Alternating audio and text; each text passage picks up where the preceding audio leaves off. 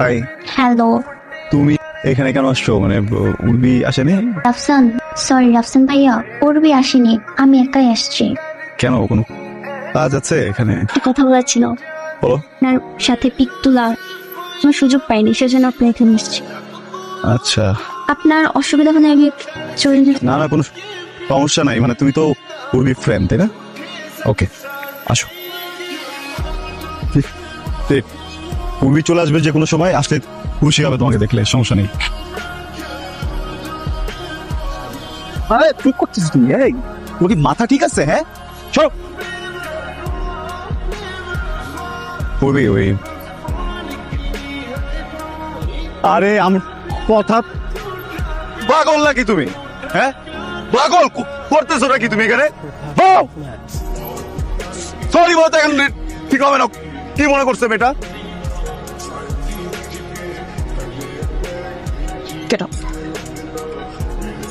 কবে থেকে চলতেছে সব? কি কবে থেকে চলতেছে? আমি না তো থাকা অবস্থা স্টুডিওতে আমার এই মেয়ে ফ্রেন্ডকে নিয়ে আসে। আমি উঠতে দিতাম না তো। তোমার ফ্রেন্ড তোত লাগি না, তোত লাগি না, তোত লাগতা। তোমার না আমাকে ছাড়া ঘুম হয় না, খাওয়া হয় না, কিছু হয় না, গানে মনোযোগ দিতে পারো না, কিছু করতে পারো না। এখন কেমনে পারি? রাফসান কেমনে? উর্বি, কি উড়বি, কি উড়বি, কি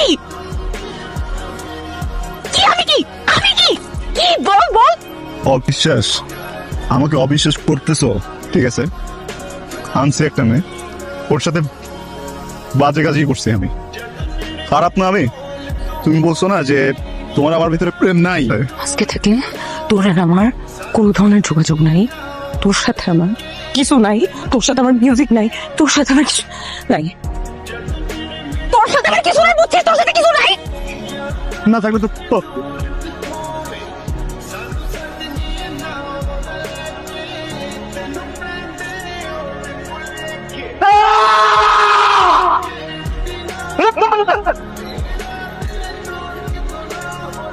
এই রফসান, কিরে? কার এঙ্গেজমেন্ট? দোস্ত, তুই জানোস না আজকে উর্বির এনগেজমেন্ট?